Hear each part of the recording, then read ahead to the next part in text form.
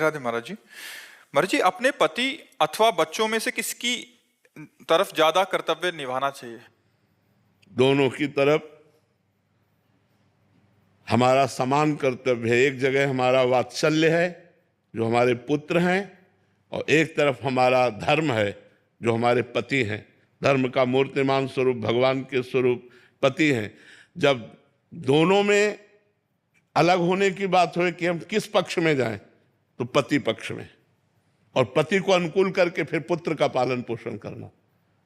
पक्ष लेंगे पति का, लेकिन उसको अनुकूल करके वात्सल्य के द्वारा अपने पुत्रों की रक्षा करवाएंगे, अपने पुत्रों का पालन करवाएंगे। पर जब उस समय हमें अलग होने की बात आएगी तो हम पक्ष पति का लेंगे।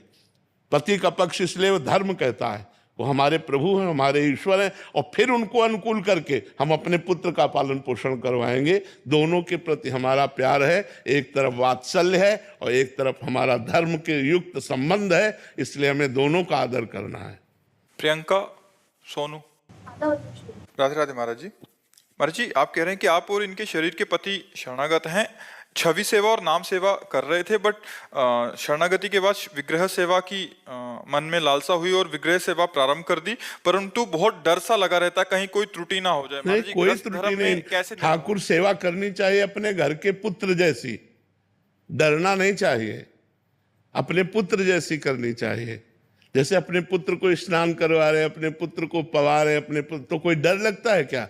अपना पुत्र है तो ऐसे अपने विग्रह रूप में भगवान आए हैं, उनको स्नान करवाना, उनको कपड़े बदलना, पोशाक धारण करा के आभूषण पहनाना, खवाना पियाना, दुलार करना, थोड़ा चिबुक पे हाथ रखकर मुस्कुराकर उनसे बात करना। ऐसे अपनेपन से बात करो तो ठाकुर जी सब अपराध की भावना न होगी। अपराध की भावना करोगे तो डर जाओगे, फिर सेवा कैसे होगी? डर कर थोड़ी सेवा होती, सेवा तो प्यार भर करके होती। हमारे ठाकुर हम अपने पास सुलाते हैं, कभी दुलार करते, वो सो रहे हैं दुलार कर रहे हैं, हम उनके चरण दबा रहे हैं, कभी पंखा कर रहे हैं। ग्रस्त में इसलिए डर लगता है।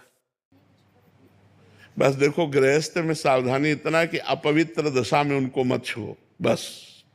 जैसे मासिक धर्म में है या पति संयोग धर्म में है, ऐसे समय के बाद फिर स्नान आदि करके उनका स्पर्श करो, बस, और कोई बात नहीं। गृहस्थी में और कोई बात नहीं। खूब सेवा करो, खूब दुलार करो। गृहस्थी में तो और बढ़िया सेवा है।